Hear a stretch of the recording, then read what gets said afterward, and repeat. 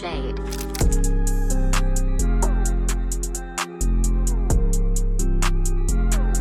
In the next few minutes, I'm going to teach you how to create visually entertaining videos like this, fast and efficiently. So if you're a beginner, or you just want to speed up your workflow, or even just upgrade your visuals, this video is for you. My name's Josh and I've been editing in Premiere for over 7 years now, and I always find myself repeating the same technique, trying to figure out ways to edit faster without losing any quality. And you probably can relate, and sitting at a computer for hours on end can really burn you out. So if you want to edit your videos faster without losing any quality, even making the quality better, this video is for you. Now, my secret to editing my videos, and you probably heard it before, is presets. Are you serious? And I've personally created so many great presets, I feel bad for gatekeeping them. So I've created a pack for you. And this is for the person who wants to edit fast and create visually entertaining videos on YouTube without opening up After Effects. With no After Effects in mind, let's get into it. So I just really want to quickly encourage you to stay to the end because I give out a discount code to my Editor's Essentials pack. This pack has everything you see me using in this video. Now let me show you how I edit my videos in Premiere Pro.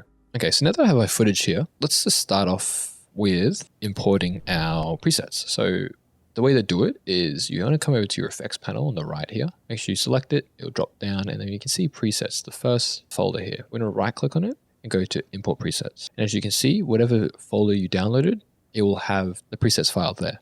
So you just click that, press open, and as you can see, open up presets, we can see that there is a file called Editor's Essentials. Now this has everything in it. Now that's imported, we'll go through and just clean up this footage. So first I want to actually zoom in just a little bit.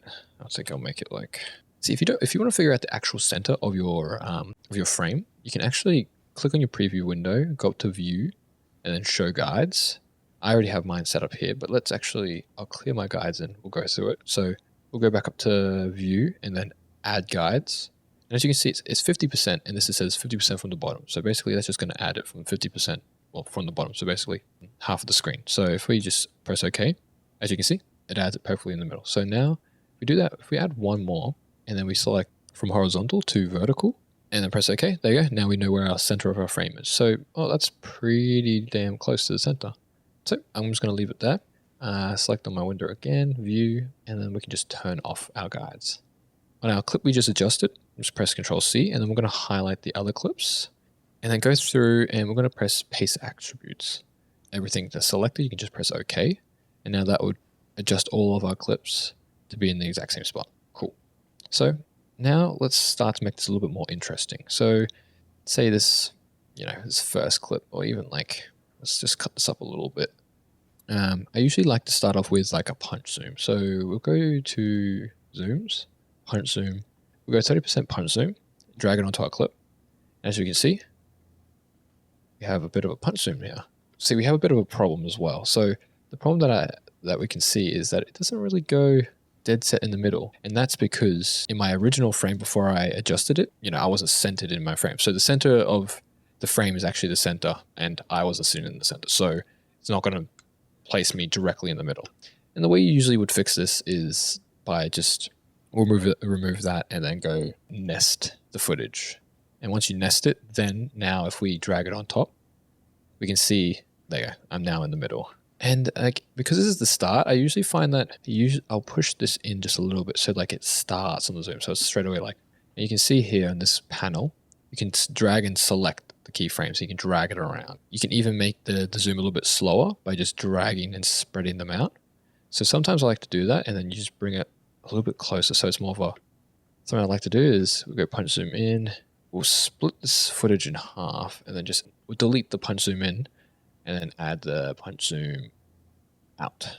So then once you drag it in, as you can see, we have it here.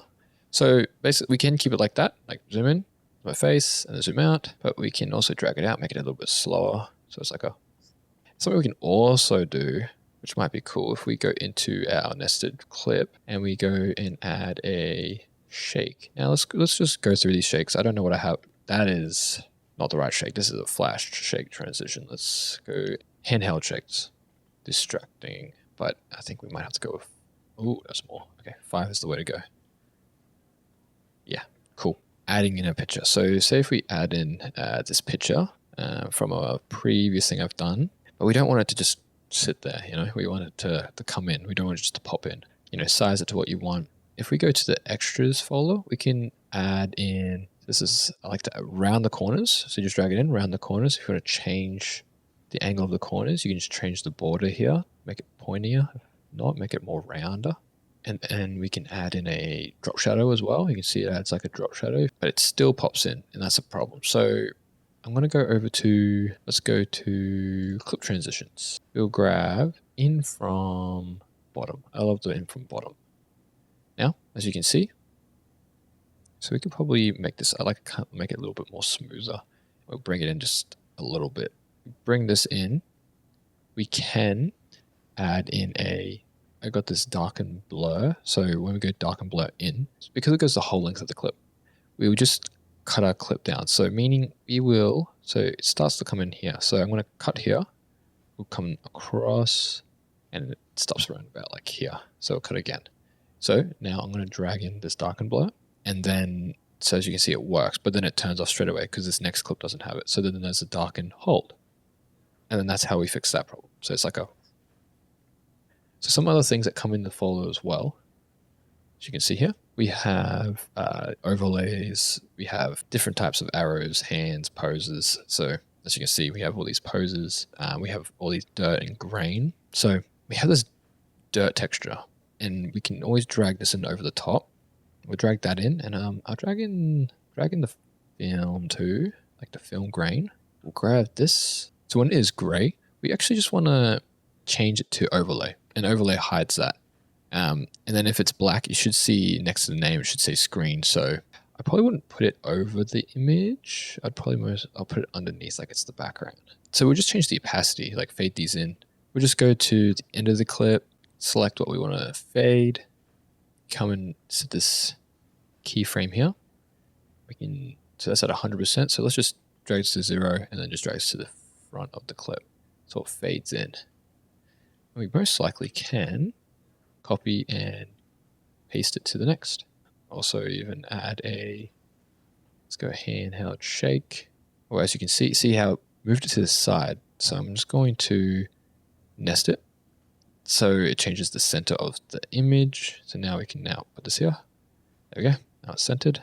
Okay, and as you can see, there's the problem here with it disappearing. One way you can do it as well, by adding an adjustment layer, just go down to this little icon, and it's called new item. Select that, and just add an adjustment layer. We can just place this over the other clips, so don't we have to keep copying and pasting it over the other clips. You can do the same with this adjustment layer. You could actually just, instead of placing it on the direct clip, you can just place it on the adjustment layer. The only thing is it will affect everything below it.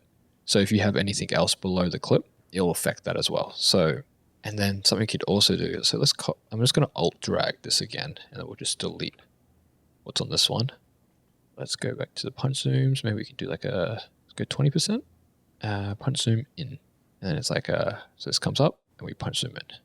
You can also, as you can see here in the zooms, we also have just regular zooms. So we can add like a 30% in on this clip. And you can see here, just slowly zooms in. Oh, we can see that we still have this. Let's just cut this in half. Okay. And if you want to hide these harsh kind of cuts, and you don't want these harsh cuts, film textures, film burns. My favorite one is 8. I'm going to add in this 8, and then we're going to look through this, and we're going to find the brightest section. So the brightest section there. So this covers the whole screen. So I'm just going to try to put this brightest section over the cut, and then we're going to change it to screen. So now we can have a look. It's pretty cool. I don't like how long this is for this section. So maybe we can do just cut this down a little bit. So it's like, now, the last thing I want to show you, so we can keep adding more and more and more. I just don't want this tutorial to go too long. But now I want to show you how you can use some of these text animations that I have supplied. So there's some text animations in here. We're going to transcribe it. We just want to go to the top left, and we're going to go to text. We're going to add in our text, and we'll be given this screen. We can see we have this transcribe. We want to, of course, transcribe it. Now it's transcribed our whole clip. You can double click if you want to edit it. If it said something wrong, didn't quite get it. But I'm happy with that. So we're actually going to go over to the next tab, captions. minimum length of characters, you go around 22, and then we can go around 2 for the duration of seconds. I usually do single lines. I don't usually like doing double lines. So now I'm creating captions. There you go. Now it created captions for us, as you can see for our video. We'll go to Essential Graphics, edit we can now edit the font. So, we can make it as big as we want. If you're curious on the font that Mr. Beast uses, he uses this font here. Let's just make this a bit thicker.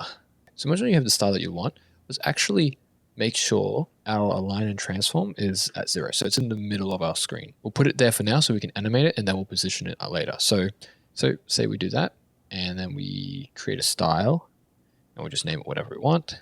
Now our style is there. So now we select all of our other captions and just make sure you select the style that you want. Now they all will have the same design. Sweet. So now that we got that done, we actually can now start working on text animations and applying those. So let's select them all, and then let's go to the graphics and titles, and then upgrade captions to graphics.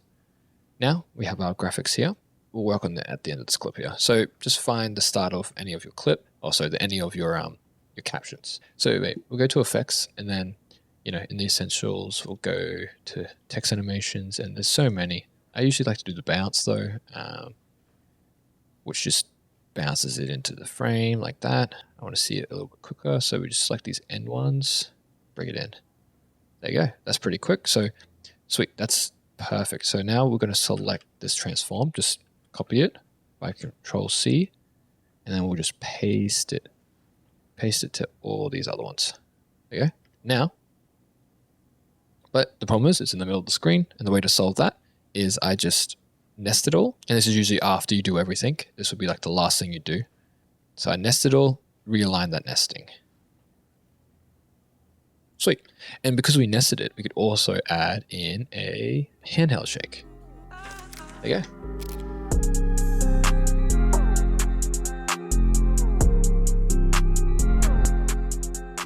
If you use code editors15, 10 lucky people will get 15% off their first order for Essentials Pack. If you end up using my Essentials Pack, please let me know if there's anything I can improve on, or if there's any advice or anything you want to see in it in the future, because I'm going to try my best to keep on updating and adding more to this pack. And if you're someone who already owns the pack, you will get unlimited updates. So if you purchase the pack, there's no expiry date on that. If you purchase any pack on my website, you get free unlimited downloads. So hopefully you learned something in this video. If not, let me know what you want to see next. And that's it. I'll see you guys in the next one.